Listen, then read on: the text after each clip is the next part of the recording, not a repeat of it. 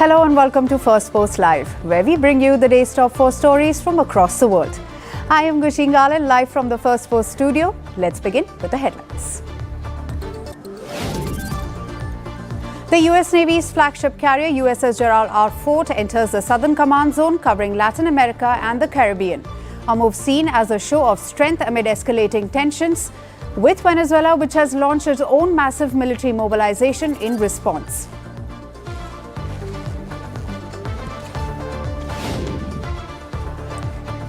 Ukraine's Prime Minister suspends the country's Justice Minister following explosive corruption allegations in the country's energy sector, a scandal that has sparked public outrage and renewed scrutiny of Kyiv's anti-graft efforts. Australia's High Court dismisses Russia's attempt to construct a new embassy just 400 metres from Parliament House, siding with the government's 2023 decision to revoke the lease over national security concerns raised by Canberra's spy agency. Chaos breaks out at COP30 in Belém as Indigenous and non-Indigenous protesters stormed the conference venue chanting, "Our forests are not for sale," before being forcibly removed by UN security. And Kazakhstan's lower house passes a controversial law banning LGBT propaganda across media and online platforms, with fines for first-time offenders and jail time for repeat ones, drawing comparisons to similar crackdowns in Russia, Georgia and Hungary.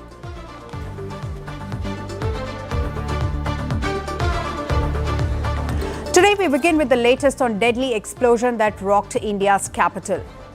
A day after Prime Minister Narendra Modi vowed justice for at least 12 victims of the November 10 Delhi explosion, the National Investigation Agency or NIA arrived at the blast site to begin its formal probe.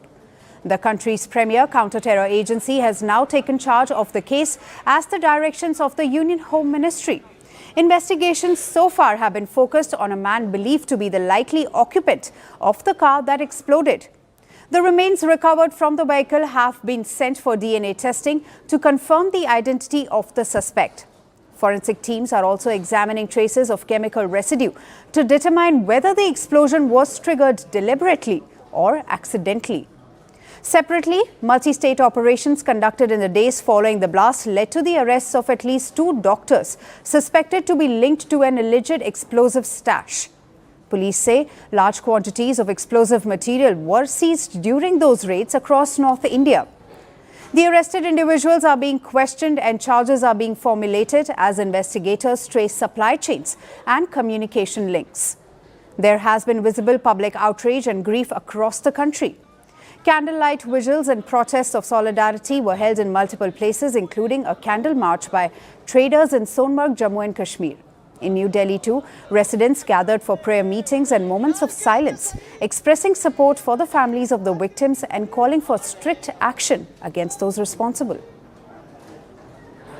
और हम अपने इस tourist place से यही message देना चाहते हैं अपने पूरे मुल्क के बाशिंदों को कि हम और जितने इस वाक़े के कल के वाक़े में अज़जान हुए, शहीद हुए लोग, उनके खानदानों के साथ हम शाना बशाना खड़े हैं और हम चाहते हैं कि दोबारा आइंदा ऐसे वाक़े ना ही हमारे मुल्क कश्मीर में हो और ना ही अदर किसी स्टेट में हो.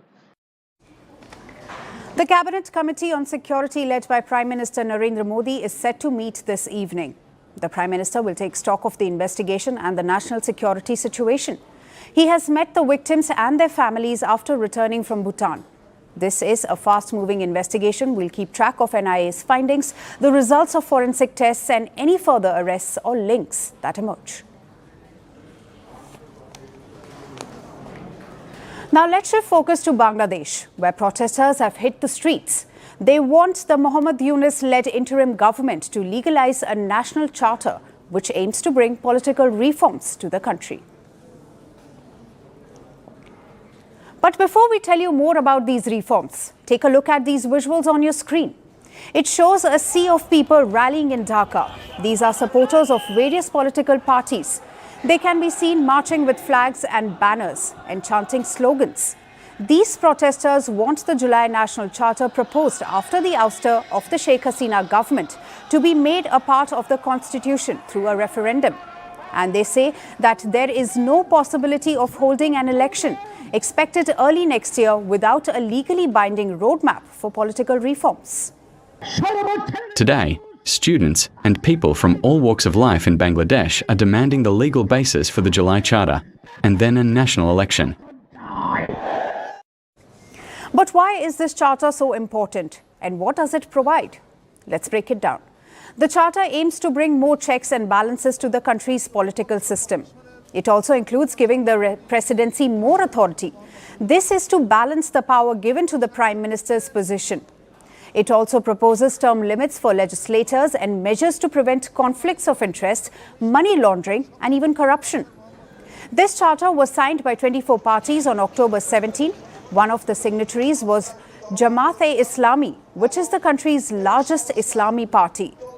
Its supporters and 7 other political parties who gathered to protest want elections to be held under a proportional representation system. This refers to allowing subgroups of an electorate to be reflected proportionately in the elected body. The people of Bangladesh will not bow down to the demands of fascism. Be prepared. Our movement will continue with unstoppable momentum until the people's demands are fulfilled, God willing. The Bangladesh Nationalist Party, or the BNP, one of the largest political party in the country, was also one of the signatories. Former Prime Minister Khalida Zia-led BNP had accused the Yunus administration of delaying the elections over the implementation of the July National Charter. The party reportedly wants the government to hold the national election and the referendum on the July Charter on the same day. The NCP wants the referendum to be held first and the national election afterwards. Jamaat-e-Islami also wants the referendum first and then the national election. Only one party, the BNP, says they want the referendum, but on the same day as the national election. Uprising against former Prime Minister Sheikh Hasina last year. Student-led protests began in July 2024 and led to the fall of Hasina's government in August, following her 15-year rule, which critics claim had become autocratic. Bangladesh chose Nobel laureate Yunus as its interim leader to enable political reforms. But critics claim that the country's politics has remained at crossroads under Yunus. Rights groups have accused the Yunus administration of violating the human and political rights of the opposition. This is one of many allegations that toppled the previous government. Now let's shift our focus to West Asia. Iran is facing its worst water crisis in decades. From the capital Tehran to Mashhad in the northeast, reservoirs are drying up. Rainfall has hit record lows, and millions now fear severe rationing or even evacuation. Iran's capital Tehran is reeling under an unprecedented drought this autumn. Rainfall has dropped to its lowest level in a century, and 5 major dams supplying drinking water to the city are now at critical levels. One is completely dry, while another holds less than 8% of its capacity. This is Iran's worst drought in decades. We may need to reduce the water pressure to 0 during some nights while residents are asleep. This measure would help prevent water waste. However, it could inconvenience the public, so we ask citizens to ensure they install water storage tanks. With taps running dry, residents in Tehran are drawing water from public wells and springs. Videos from the city show people filling bottles at communal taps as the shortage deepens. Officials have warned that unless water consumption drops by at least 20%, Tehran could soon face daily water cuts. President Masoud Pezeshkian has warned that if rains do not arrive soon, authorities may have to ration supplies, in the worst-case scenario, even evacuate Tehran. His comments sparked public outrage, with critics calling the idea unrealistic. Evacuation of a city like Tehran with millions of people is not an easy thing, cannot happen overnight. During the war, the attack of Israel on Iran, there was a tweet or a post, a social media post by President Trump, calling the people of Iran to evacuate the city. Soon he was told that this is not possible. So evacuation overnight is impossible. The government has announced plans to penalize households and businesses that use excessive amounts of water. Experts say the crisis stems from both natural and man-made causes. The country has seen 6 consecutive years of drought, with rainfall down nearly 40% compared to long-term averages. Iran's energy minister Abbas also blamed outdated infrastructure, leaky pipelines and even water damage for recent Israeli airstrikes on northern Tehran. So the issue of mismanagement is real. A problem like this was not created overnight. It's the product of decades of mismanagement, lack of foresight and problems in planning in not only the water sector but the other sectors that the water sector is interconnected with. Now the drought extends far beyond Tehran. In Mashhad, Iran's second largest city, officials say dam levels have fallen below 3%. Nationwide, 19 major reservoirs, nearly 10% of the country's total, have effectively run dry. Authorities in several provinces, including West and East Azerbaijan and Markazi, describe water levels as worrying low, with most reservoirs down to single-digit percentages. The government has introduced rolling water cuts in several Tehran neighborhoods and declared public holidays to reduce consumption. During the summer heatwave, power outages became routine as energy systems also buckled under strain. For millions of Iranians, daily life now revolves around managing water shortages and uncertainty. Iran's water crisis has been decades in the making. But as access to water becomes restricted and even penalized, and public holidays are declared to curb consumption, the question remains, is this the new reality where a basic necessity is no longer so basic?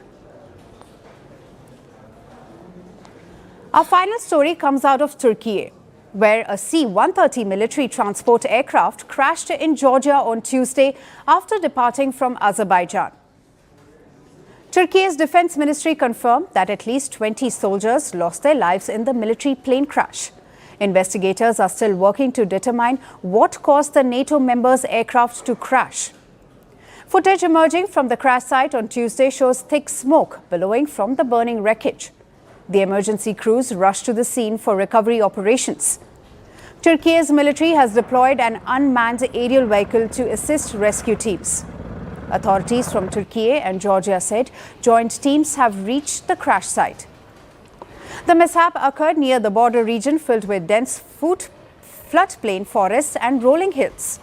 The Georgian Aviation Authority reported that contact with the aircraft was lost just minutes after it entered Georgian airspace. Officials said that the plane did not send out any distress signal before disappearing from radar. President Erdogan, who was speaking at an event in capital Ankara when he received the news, offered his heartfelt condolences to the service personnel, calling them martyrs. Listen in. Today, we learned with deep sorrow that our C-130 military aircraft, which was traveling from Azerbaijan to our country, crashed on the border between Georgia and Azerbaijan. We are continuing our efforts in coordination with the relevant authorities to reach the wreckage. God willing, we will emerge from this accident with minimal damage. May God have mercy on our martyrs, and may we be with them in our prayers. Azerbaijan president spoke with his Turkish counterpart following the incident. The two leaders discussed the tragic loss of Turkish service members in the crash that occurred close to Georgia's border with Azerbaijan. Azerbaijan's president expressed his deep sorrow and solidarity with Turkey during this difficult time. The U.S. ambassador to Turkey, Tom Barrack, said on X that he was deeply saddened by the tragic crash of a Turkish armed forces aircraft. He even extended his condolences to the families of the fallen and said that the United States stands in solidarity with its Turkish allies. Lockheed Martin, the US-based manufacturer which produces the widely used C-130 aircraft, the plane that crashed, offered condolences to those impacted by the crash, including members of Turkey's Air Force and its people. Rescue and investigation teams remain on site as Turkey mourns its fallen service members. That's all we have for the show on today. We will see you again tomorrow at the same time. Thanks for watching.